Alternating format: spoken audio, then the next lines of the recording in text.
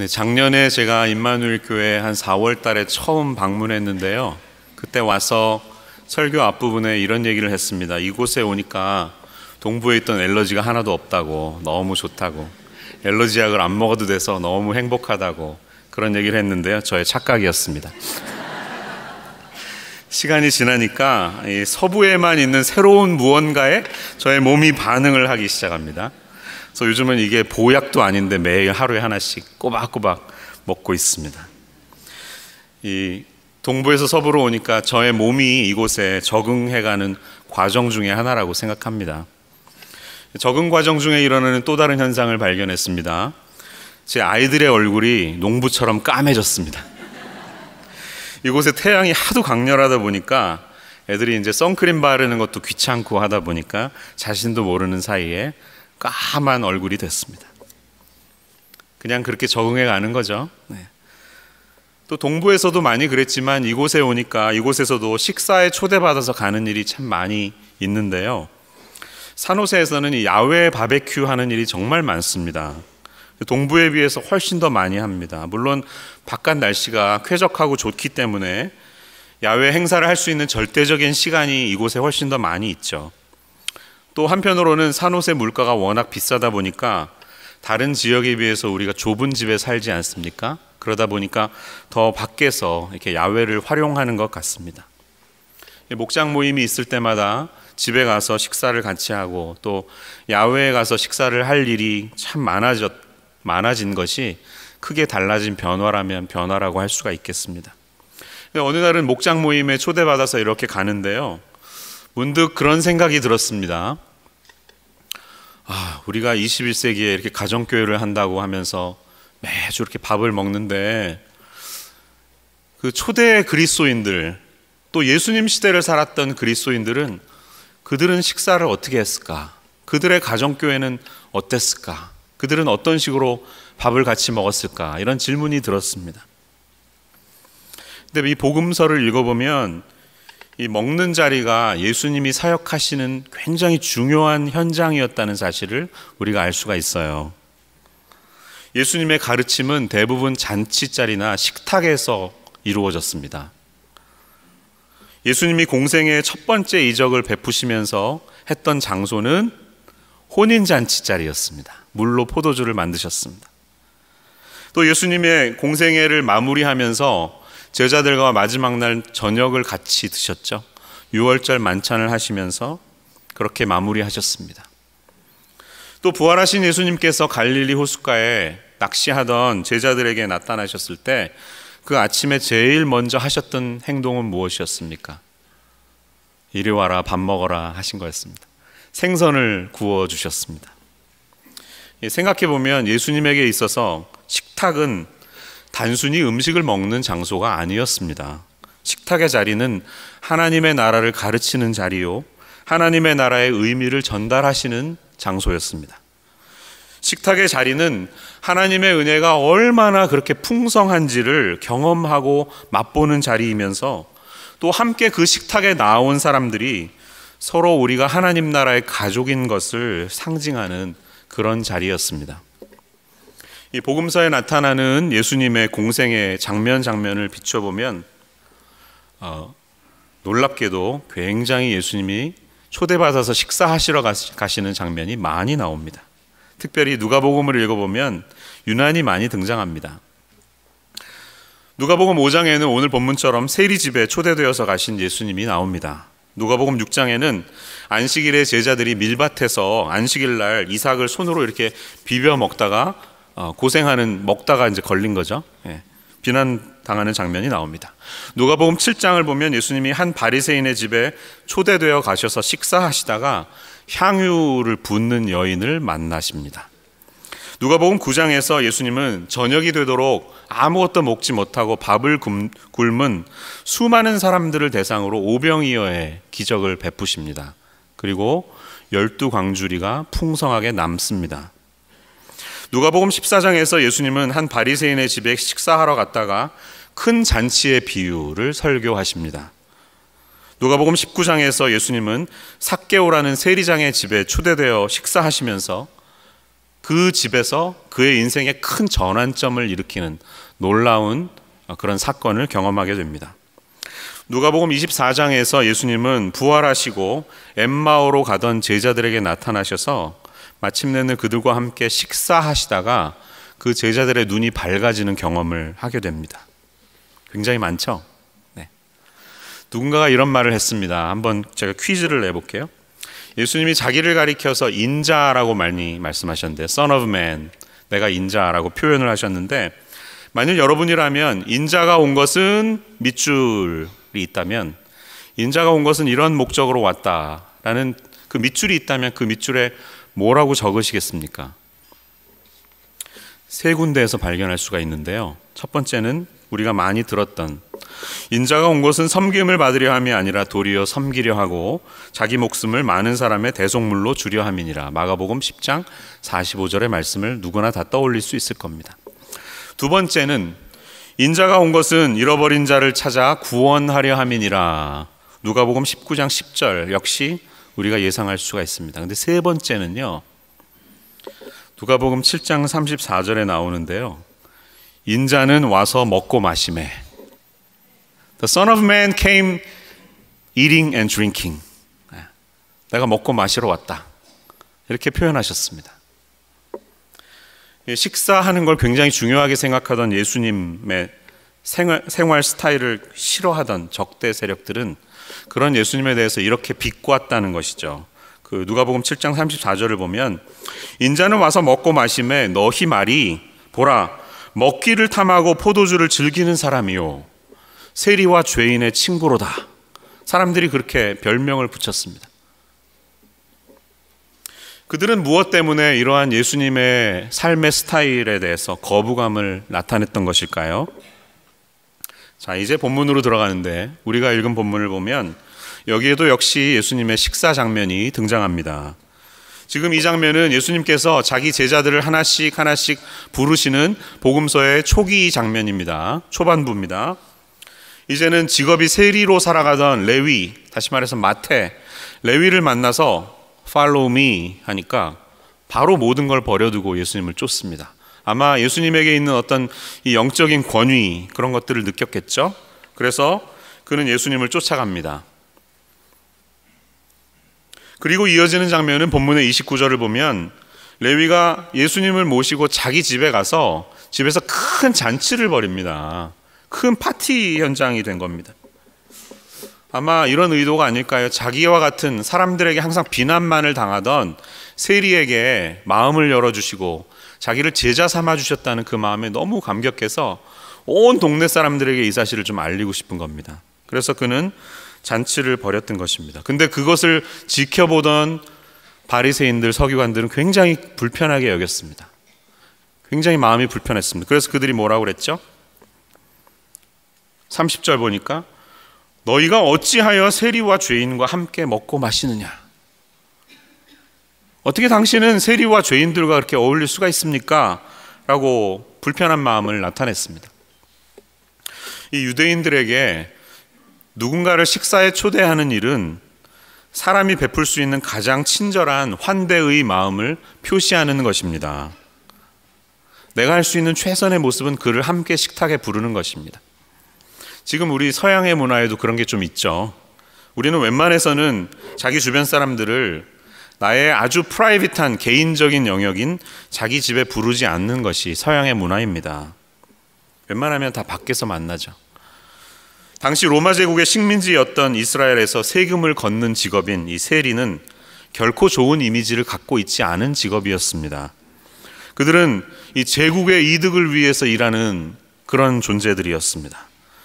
또 정당한 봉급을 받아서 생활하는 것이 아니라 당시의 구조는 이 걷어야 할 세금 이상을 걷어서 그 남은 필요 이상으로 거둔 나머지를 자신의 커미션으로 가져가는 시스템이었습니다. 그러니까 사람들에게는 세리 그러면 다 그들은 도둑놈이다 이렇게 인상을 줄 수밖에 없었다는 것이죠. 웬만한 이스라엘 국민이라면 이런 세리들은 민족의 반역자요, 정당하지 못한 방법으로 생활하는 도덕적이지 않은 사람들이다 이렇게 생각할 수밖에 없습니다. 그런데 그런 자들을 이 랍비라고 하시는 높은 자리에 계신 선생님께서 그런 부정한 자들과 함께 어울리는 모습이 도저히 바리새인들에게는 용납이 되지 않은 것입니다. 유대인들이 자기들이 선택받은 하나님의 백성이고 하나님이 말씀하신 것처럼 그 선택받은 거룩함을 지켜내기 위해서 얼마나 노력하시는지 여러분 많이 알고 계시죠? 슈퍼마켓에 가시면 음식을 살 때 보면 K자가 찍혀 있는 게 있습니다. K 동그라미 이게 있습니다. 그것은 코셔를 의미합니다. 코셔. 그래서 it's valid 한 겁니다. 유대인들의 정결법에 합당한 음식인 거예요. 그래서 이건 먹어도 돼. 그러니까 아주 릴리저스한 유대인들은 K 음식이 찍힌 것만 사다 먹겠죠. 마치 이슬람들이 할랄 음식만 먹지 않습니까? 똑같은 겁니다. 그런 음식을 먹지 않으면 자기들은 큰 죄를 저지른 것으로 생각한다는 것이죠. 한 번은 이런 다큐멘터리를 본 적이 있는데 유대인들이 소를 어떻게 잡는다, 도축하는 현장의 그 장면을 나타내는데 랍비가 거기 초대되어 갑니다. 유대인 제사장이 가서 다 조사를 해요. 소들을 전수검사를 다 한 다음에 It's okay, it's fine 그러면 이렇게 도장을 찍어줍니다. 그리고 나면 그 소를 죽이더라고요. 그뿐만 아니라 유대인들이 식당을 하면 식당을 열기 전에 그 부엌에 랍비들을 모십니다. 그래서 랍비가 가서 식당의 부엌과 싱크대 모든 것들이 다 정결법을 지켰는지를 확인하고 그 식탁의 부엌을 블레싱, 축복합니다. 축복을 받고 그때 비로소 일할 수 있는 겁니다. 그러니까 이분들은 그 레위기에 나오는 이런 율법들을 잘 지키기 위해서 무던히 애를 쓰는 사람들이라는 것이죠. 그분들의 그 노력을 여러분 깨뜨리시면 안 됩니다. 주변에 유대인들 친구들이 있다면 유대인들한테는 절대로 뭐 새우젓 좀 먹어보실래요? 뭐 이런 거 하면 안 돼요. 네. 삼겹살 파티 할까? 이러면 안 되고 랍스터 같은 것도 안 먹습니다. 그들은 레위기에서 규정하고 있는 그 음식법을 지키는 것, 다시 말하면 세상에는 부정한 것들이 너무나 많은데 하나님이 말씀하신 그 부정한 것으로부터 나 자신을 지키는 것, 이것이 거룩한 것이다, 이렇게 생각했다는 것입니다. 그래서 내가 거룩해지는 방법은 그 부정한 것들과 떨어져서, 부정타면 안 되니까, 나도 부정해지면 안 되니까 항상 자기 자신을 지켜낼 수밖에 없었습니다. 그러니까 항상 무슨 일이든지 방어적이고 누군가를 대할 때 경계심을 가지지 않을 수 없죠. 냉장고를 열어봐서도 여기 새우젓이 있나 없나 잘 보고 그 다음에 내 걸 넣는 겁니다. 죄인들과 어울리면 나도 죄인이 되기 때문에 피하자. 저 부정한 것들과 만나면 내가 부정해지기 때문에 피하자. 그렇게 바리새인들은 자신들의 거룩함을 지켜낼 수밖에 없었습니다. 그런데 인간에게는 문제가 있습니다. 이 문제는 우리에게 있는 죄성 때문인데요. 우리는 남들이 하고 있는 것을 내가 하지 않을 때, 또 남들이 다 하지 않는 것을 나는 하고 있을 때 자연스럽게 자기 의로움에 빠집니다. 그게 우리 문제예요. 남들보다 내가 더 우월하다는 거죠. 남들은 흥청망청 먹고 싶은 거 다 먹고 하고 싶은 거 다 하고 있을 때 나는 그렇게 하지 않았다, 그러므로 나는 거룩하다, 이런 자기의에 우리는 쉽게 빠질 수가 있습니다. 근데 예수님께서 이 세상에 오셔서 바리새인들 속에 있는 그런 위선과 자기의를 발견하시고 굉장히 분노하셨습니다. 너무너무 싫어하셨습니다. 예수님의 대화 중에 제일 많이 싸웠던 사람들은 죄인들이 아니라 그런 자기를 의롭다고 믿었던 바리새인들이었습니다. 이런 말씀하셨죠. 입으로 들어가는 것이 사람을 더럽게 하는 게 아니라 입에서 나오는 그것이 사람을 더럽게 한다. 마태복음 15장 11절에서 주님이 말씀하셨습니다.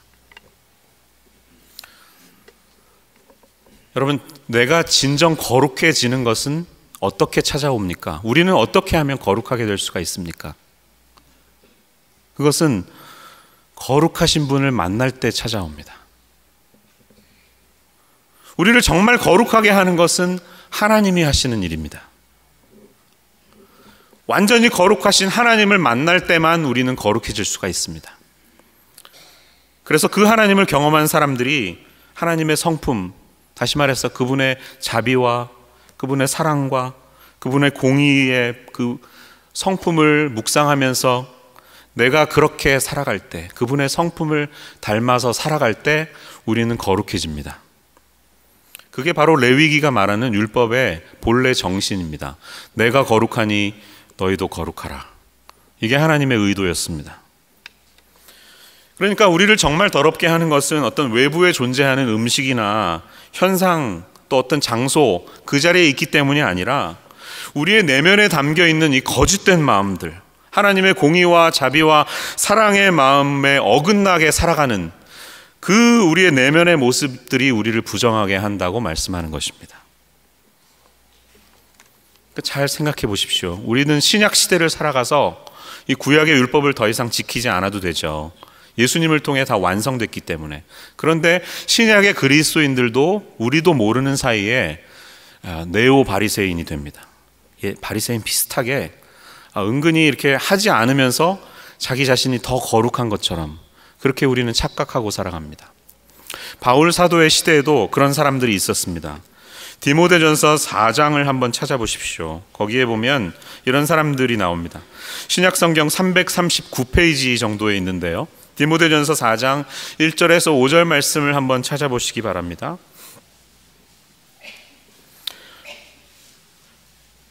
그러나 성령이 밝히 말씀하시기를 후일에 어떤 사람들이 믿음에서 떠나 미혹하는 영과 귀신의 가르침을 따르리라 하셨으니 자기 양심이 화인을 맞아서 외식함으로 거짓말하는 자들이라. 혼인을 금하고 어떤 음식물은 먹지 말라고 할 터이나 음식물은 하나님이 지으신 바니 믿는 자들과 진리를 아는 자들이 감사함으로 받을 것이니라. 하나님께서 지으신 모든 것이 선함에 감사함으로 받으면 버릴 것이 없나니 하나님의 말씀과 기도로 거룩하여짐이라. 이런 말씀이 있습니다. 자, 이 사람들은 어떤 사람들이었을까요? 좀 고급스러운 용어를 쓴다면 그들은 신미주의자들이었습니다. 아름다움을 추구하는 사람들. 그래서 육적인 것은 더러운 것이고 정신의 세계가 더 위대한 것이고 이렇게 맨날 밥 먹고 놀러 다니고 이런 것은 거룩하지 못한 것이고 동굴 같은 데 들어가서 돛 닦는 게 더 거룩한 거다. 이렇게 생각했습니다. 그래서 그들은 뭐라고 가르쳤냐면 가능하면 결혼하지 마라. 혼인을 금하고. 이렇게 결혼해서 뭐 애 낳고 뭐 일상의 삶을 사는 것보다 혼자서 그냥 고결하게 순결을 지키면서 사는 게 훨씬 더 거룩한 거다. 이렇게 가르쳤습니다. 또 가능하면 이런 음식들은 먹지 마라. 그런 음식을 먹지 않는 게 먹는 사람들보다 훨씬 더 거룩한 사람들이다. 이렇게 가르쳤다는 것이죠. 그러나 본문에서 우리는 어떤 사실을 발견할 수 있습니까? 바울 사도께서 뭐라고 말하십니까? 3절 보니까 음식물은 하나님이 지으신 것이다. 그러므로 믿는 자들과 진리를 아는 자들이 감사함으로 받으면 된다. 하나님께서 지으신 모든 것들이 다 선하기 때문에 감사함으로 받으면 버릴 것이 하나도 없다. 이렇게 가르치셨습니다. 정말 그렇죠. 하나님이 지으신 이 세상 모든 피조물들은 우리가 감사함으로 먹고 사용하고 할 수 있는 것입니다. 자, 이런 파라다임의 변화를 유대인들은 감당을 하기가 어려운 거예요. 지금까지 내가 나를 지키기 위해서 어떤 음식을 안 먹고 어떤 장소에 안 가고 또 죄인이라고 불리는 사람들과 어울리지 않음을 통해서 나의 거룩함을 지키려고 했는데 예수님이 그걸 확 깨버리시네요. 저 훌륭하신 분이 왜 저기 가서 밥을 먹고 있을까? 그런 충격에서 이들은 그게 감당이 안 된 것입니다. 이 새로운 신약의 교회가 이러한 극적인 변화를 받아들이는 데는 많은 시간과 노력이 걸렸을 것입니다. 만약에 그렇지 않았다면 베드로가 지붕에서 내려오는 환상을 볼 필요도 없었을 것입니다. 3번씩이나 정결하지 않은 음식이 보자기에서 내려와서 먹으라 할 때 못 먹습니다. 제발 그것만은 저보고 먹지 말게 하세요. 3번씩이나 이렇게 했다는 것은 얼마나 그들이 이런 새로운 패러다임에 적응하기가 어려웠던지를 보여주는 것입니다. 오늘 이 누가복음 5장의 본문에서 다시 본문으로 돌아가 보시면 예수님이 이 죄인으로 취급되었던 자들과 함께 식사하시면서 하셨던 이 행동은 거룩이란 무엇인가? 거룩의 의미, 또 하나님의 사랑을 보여준다는 것은 무엇인가를 나타내시기 위한 실습 시간이었다는 것입니다. 또 예수님이 바로 그 패러다임 변화의 주체가 되신다는 사실을 우리에게 알려주시는 것입니다. 그래서 예수님과 제자들은 바리새인들처럼 이 죄인이라고 부르는 사람들과 격리되는 게 아니라 함께 앉아서 먹고 마시고 있습니다. 거릴 게 없습니다. 예수님과 제자들은 금식을 통해서 또 음식을 가려 먹는 것을 통해서 거룩을 보여주지 않고 자신의 행동을 뭐라고 말씀하셨냐 하면, 나는 신랑이야, 신랑. 지금 결혼식에서, 혼인집에서 신랑과 함께 하객들이 너희들이 하객이라면 지금 어떻게 하겠니? 즐겨라. 즐겨. 내가 신랑이잖아. 나랑 함께 있는 게 얼마나 좋아. 이렇게 말씀하는 겁니다. 우리의 예배, 우리 신약 시대를 사는 우리의 예배와 우리의 모임은 셀러브레이션이 되어야 합니다. 경축입니다. 그 하나님이신 예수님이 우리 안에 오셨기 때문에 우리가 그분과 함께 하는 것을 기뻐하는, 경축하는 그런 잔치가 되어야 한다는 것입니다. 죄인과 어울리면 우리는 부정해집니다. 그러므로 나는 죄인 곁에 가면 안 된다. 그것이 이전의 사고방식이었는데, 예수님은 마음껏 죄인들과 어울리셨지만 절대로 부정해지지 않으셨습니다. 왜 그랬을까요? 왜냐하면 예수님 자신이 완전한 거룩이기 때문입니다. 그분 자신이 완전한 하나님이시기 때문에 일반적으로 사람이 부정한 사람과 어울리면 옮아서, 죄가 옮아서 우리가 부정해지는 것이 원칙인데, 예수님은 거리낌 없이 그들을 만났을 때 한 사람 한 사람의 손을 잡아주시고 함께 식사하고 그들과 대화했을 때 그 죄인이었던 자들이 변화됐습니다. 이게 차이점이에요. 12년 동안 혈루병에 걸렸던 여인이 있었죠. 정결법에 따르면 그 여인은 육체 질병이 종교적으로 사회적으로 격리시켜야 되는 병입니다. 참 불쌍합니다. 예배드리러도 못 오고 따로 살아야 하고 정해질 때까지 기다려야 하는. 근데 예수님이 그 여인에게 찾아가셔서 마음대로 그냥 만지시고 대화하시고 하잖아요. 근데 왜 예수님이 부정해지지 않으셨을까요? 예수님이 하나님이시기 때문에. 그래서 반대의 결과가 일어났습니다. 그 부정한 여인이 도리어 거룩해졌습니다. 그래서 네 죄가 사해졌다, 이렇게 선언하시는 예수님의 모습을 우리가 보지 않습니까? 인간의 구원은 이런 방식으로 일어나는 것입니다. 우리는 스스로 거룩해지거나 스스로 정결해질 수 없습니다. 오직 우리는 완전하고 거룩하신 하나님이 더럽고 불완전한 우리 같은 존재를 만나주시고 함께 해주시고 우리를 만져주셨을 때, 그때 온전한 치유와 구원이 일어납니다. 그리스도인이란 바로 이 사실에 고개를 끄덕이는 사람들이 그리스도인입니다. 우리는 내가 의롭게 살았기 때문에 구원받는 것이 아니라, 법 없이도 너무나 깨끗하게 살았기 때문에 구원받는 것이 아니라, 내가 하나님 앞에서 의롭다고 인정을 받기 위해서 거룩한 분께 나아가는 것입니다. 바리새인들은 자신들을 건강한 자, 예수님의 표현처럼 건강한 사람, 의인들이라고 스스로를 생각했습니다. 예수님과 어울리던 사람들은 스스로 자연스럽게 죄인이라고 생각했습니다. 병든 자. 그런데 예수님께서는 말씀하시죠. 내가 이 땅에 온 목적은 의인이라고 생각하는 사람들을 위해서가 아니라 내가 죄인이라고 생각하는 사람을 위해서 왔다. 병든 자들을 위해서, 그들을 회개시키기 위해서 이 땅에 왔다. 이렇게 말씀하셨습니다. 여러분, 내가 이 세상을 살 때 내가 의로운 사람인지 아니면 하나님 앞에 죄인인지를 인식하는 그 인식이 우리의 영혼을 좌우합니다. 나는 죄인인가? 나는 의인인가? 잘 생각해 보시기 바랍니다. 예수님께서 죄인들을 만나 주시면서 모든 부정한 것들을 다 씻겨 주십니다. 그분의 거룩함으로 우리를 다 씻겨 주셔서 우리가 어떻게 됐냐 하면, 그런즉 누구든지 그리스도 안에 있으면 새로운 뭐가 됐다고요? 새로운 피조물이 되었습니다. 이전 것은 지나갔으니 보라, 새 것이 되었도다. 고린도후서 5장 17절의 말씀처럼 이 거룩하신 하나님이 우리를 찾아오셔서 우리 안에 계시기 때문에 우리도 하나님의 거룩함을 담을 수 있는 그릇이 됐습니다. 하나님의 거룩이 우리 안에 살기 시작합니다. 그래서 우리도 하나님의 거룩함을 이 세상에 흘려내보낼 수 있는 통로가 된 것입니다. 우리도 이제는 예수님처럼 이 부정한 세상 속을 활보하며 거룩함의 근원인 것처럼 살아갈 수 있게 되었다는 것입니다. 그래서 하나님 앞에 병든 자, 저는 자, 소경이 된 자들은 이전처럼 나는 부정한 존재다, 나는 오염된 소굴이다 라고 생각하는 게 아니라 하나님의 자비가 임매해야 할 대상이 된 것입니다. 또 우리 그리스도인들은 그 하나님의 자비를 베풀기 위해서 오염될 것을 기피하는 사람들이 아니라 그 은혜를 전달하기 위해서 부르심을 받은 사람들이라는 것입니다.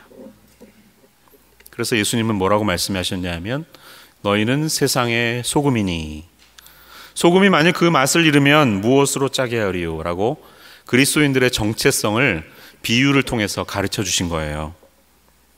여러분, 우리가 세상의 소금처럼 살아야 합니다. 이 말이 무슨 뜻일까요? 상온에 있으면 썩어질 수밖에 없는 음식인데요, 그 음식에 소금이 들어가서 염장을 하면 방부제 기능을 해서 썩지 않습니다. 그렇죠? 또 아무런 맛도 없는 음식에 소금이 뿌려지면 그 소금이 기막힌 조미료가 돼서 모든 사람을 행복하게 합니다. 그렇게 된 것처럼 우리 그리스도인들이 세상 속에서 그렇게 살아야 한다는 것입니다. 방부제로서, 조미료로서. 근데 우리 그리스도인들은 종종 그냥 소금끼리만 있는 걸 많이 원해요. 지금도 예배당에 이렇게 많은 분들이 앉아 계신데 저는 제 눈에 소금통이 보입니다. 다 소금통 안에 들어가 있어서 떠나질 않는 모습. 근데 이 소금통은 밖으로 나오면 막 뿌려져야 되는 거예요. 우리는 세상에 막 뿌려져야 됩니다. 그래서 이 거룩함을 흘려보내고 세상이 썩지 않도록 하고 맛이 없는 곳에 맛을 내는 그런 존재가 되어야 한다, 그 말씀이라는 것이죠. 그런데 이 소금의 특성은 뭐냐면 눈에 안 띕니다. 소금이 녹을 때에 비로소 그 역할을 하기 시작합니다. 소금을 고등어에 막 뿌렸는데, 배추에 뿌렸는데 시간이 지나도 녹질 않아. 허옇게 붙어 있으면 그게 역할을 잘한 건가요? 아니요. 녹아야 됩니다. 다시 말해서 나의 존재가 다 감추어지고 자신의 존재는 드러나지 않고 세상을 변화시키는 그런 사람이 겸손한 침투자가 되는 것입니다. 우리는 그렇게 잘 보이는 듯 보이지 않는 듯 세상 속에 들어가서 세상의 더러움을 방지하고 맛없는 곳에 맛을 내는 그런 존재가 되어야 한다는 말씀입니다. 이 초기의 기독교, 예수님이 승천하시고 나서 생겨난 기독교는 로마 제국의 탄압을 받는 굉장히 좀 이상하고 괴이한 종교로 취급당했습니다. 야, 예배 끝나면 막 무슨 피를 마신다더라, 오해한 거죠. 예수님이 이는 내 살이요 내 피요 이러니까 막 피를 마시나 보다, 이래서 너무너무 탄압을 받았습니다. 네로 같은 황제를 보면 아주 그리스도인들을 굉장히 탄압한 걸 우리가 알 수 있죠. 근데 불과 300년도 지나지 않아서 그 탄압받던 기독교는 마이너리티가 아니라 머저리티가 되었습니다. 어떻게 이것이 가능했을까요? 이 300년 동안 무슨 일이 벌어진 걸까요? 이 초기의 그리스도인들은 마치 소금처럼 보이지 않게 로마 제국에 서서히 침투해 들어가서 결국 그 세상을 변화시켰던 사람들이었다는 겁니다. 예수님이 삶에서 보여주셨던 것처럼 초기 그리스도인들도 식탁에서는 그리스도인들에게 식탁은 굉장히 신앙의 중요한 자리가 되었습니다. 그들은 집집마다 다니면서 음식을 먹고 떡을 떼었습니다. 이들은 공적인 예배와 식탁의 교제를 구분하지 않았습니다. 신약교회 성도들은 같은 식탁에서 똑같이 같은 음식을 먹었습니다. 로마 제국에는 식탁의 높이가 달랐대요. 똑똑한 자들은 저 높은 자리에 앉고 하인들은 밑에 앉았다는 거예요. 근데 그리스도인들은 식탁의 높이가 다르지 않았습니다. 있는 자와 없는 자, 히브리인과 헬라인, 주인과 종, 남자와 여자 사이에 있는 장벽들이 서서히 허물어지기 시작했고 그들은 주 안에서 하나가 될 수 있었습니다. 조용한 혁명이 일어났던 것입니다. 그리스도인들에게는 이 식탁의 교제가 중요했기 때문에 교회 지도자들을 선출할 때 손님 대접을 잘 하는지 못하는지를 평가를 하고 손대접을 잘하는 사람을 지도자로 세웠습니다. 예수님이 오병이어의 기적을 베푸시고 12광주리를 남기심으로 하나님 나라의 은혜라는 것은 이렇게 풍성한 거다, 이렇게 차고 넘치는 것이다 라는 사실을 보여주셨던 것처럼 신약의 그리스도인들도 온 마음을 다해서, 좀 오버다 싶을 정도로 최선을 다해서 섬기고 베풀었다는 것입니다. 지극정성으로 가난한 자, 병든 자, 노인과 과부, 어린이와 이방인들을 자신들의 식탁에 불러다가 정성을 다해서 환대를 베풀었습니다. 그들을 열심히 먹이고 입히고 재웠기 때문에 그들의 환대와 친절은 초기 기독교의 그리스도인들에게 가장 큰 덕목이 되었던 것입니다. 교회와 선교는 분명히 식사하는 것보다 더 클 것입니다. 큰 의미입니다. 그러나 식사 없는 교회와 선교를 생각하기는 어려울 것입니다. 식사하는 게 사람을 구원하지는 못합니다. 구원은 오로지 복음의 메시지를 통해 영혼이 변화될 때 일어납니다. 그러나 밥상에서 우리가 함께 음식을 먹다 보면 복음을 전하는 사람의 말과 절묘한 공명을 이루어내는 분위기가 만들어지면서 하나님께서 그 식탁을 통해 일하기 시작하십니다. 여러분, 우리가 이 시대에 복음으로 영혼을 변화시키는 일의 시작은 식탁에서 일어나야 할 줄로 믿습니다. 그분들과 함께 식사하는 일이 출발이라고 생각합니다. 거기 밑줄이 하나 있는데요, 진정한 환대는 식탁에서 시작되는 겁니다. 우리 이 시대를 사는 우리 21세기의 그리스도인들도 초기 기독교인들의 그 환대와 친절을 내가 가져야 할 덕목으로 받아들일 수 있기를 축원합니다.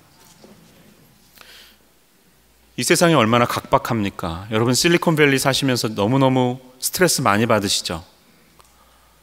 이틀만 놀면 뒤처집니다. 그렇죠? 최고의 기업에 일하시는 분들도 많으실 텐데 그냥 이루어지는 게 아니잖아요. 남들보다 더 시간을 많이 투자해서 나 자신을 개발하고 일을 하고 프로젝트를 완성시킬 때 그 자리를 간직할 수 있어야 하잖아요. 그러니까 여기에 살아남기 위해서 우리는 자기 자신을 향한 투자에 몰두합니다.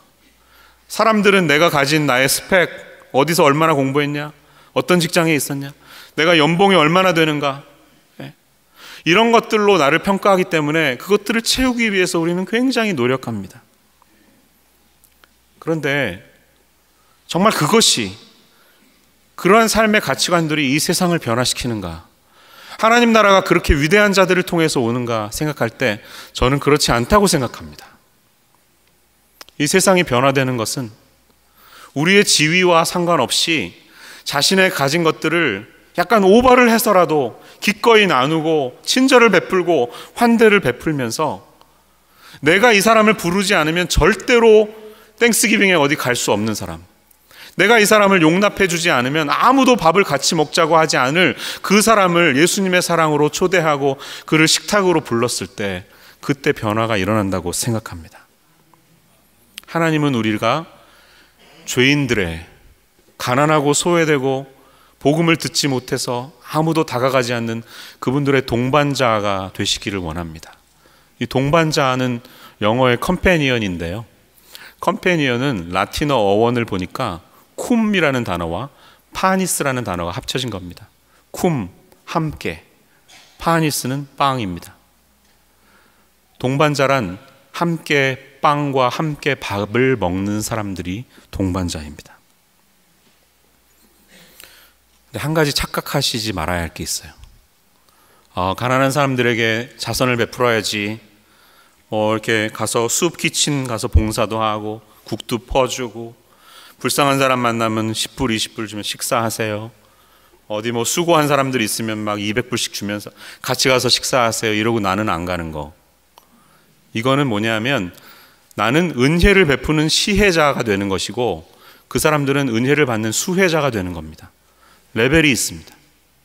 주님이 원하시는 건 그게 아닙니다. 우리가 시혜자가 되기를 원치 않고 그들과 동등한 자리에서 함께 앉아서 같이 밥을 먹는 걸 원하십니다. 그때 진정한 변화가 일어납니다. 내가 갖고 있는 마음의 벽이 허물어지기 시작합니다.